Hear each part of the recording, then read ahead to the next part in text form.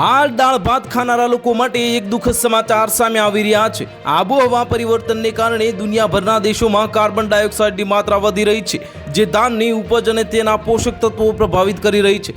તાજેતરમાં કોલંબિયા યુનિવર્સિટીના મેલમેન school of public હેલ્થના સંશોધકો દ્વારા ચોખામાં આર્સેનિકની માત્રા અંગે મોટો ખુલાસો કરવામાં આવ્યો છે।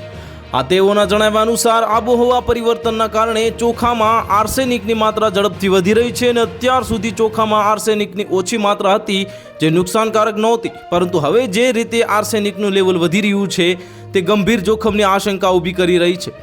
રિસર્ચ અનુસાર જો તાપમાનમાં 2 ડિગ્રી સેલ્સિયસનો વધુનો વધારો થયો અને સાથે કાર્બન ડાયોક્સાઇડનું સ્તર પણ વધ્યું તો તે ચોખામાં આર્સેનિકની માત્રા ઘણી વધી શકે છે। જો સ્થિતિ એવી જ રહી તો 2050 સુધી એશિયાની વસ્તી માટે આરોગ્યના ગંભીર જોખમ ઊભા થઈ શકે છે।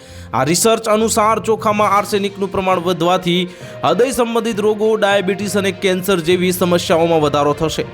ભારત સહિત એશિયાના ઘણા દેશોમાં ચોખાનું મુખ્ય આહાર છે અને સંશોધકો જણાવે છે કે આબોહવા પરિવર્તનના કારણે માટીમાં આર્સેનિકની માત્રા વધી રહી છે, જે દાણા ઝડપથી શોષી લે છે અને આર્સેનિક યુક્ત જે ચોખા ખાવાથી ફેફસા, મૂત્રાશય અને ચામડીના કેન્સર તેમજ ઇસ્કેમિક હૃદય રોગ જેવી બીમારીઓ થઈ શકે છે। તો હાલ માટે આટલું જ। મળીશું નવી અપડેટ સાથે। જો તમને અમારા વિડીયો પસંદ આવતા હોય તો વિડીયોને લાઇક કરી દેજો, ચેનલને સબસ્ક્રાઇબ કરી બાજુમાં આવેલા બેલ આઇકનને દબાવી દો, જેથી તમને આવા સમાચારની અપડેટ મળતી રહે।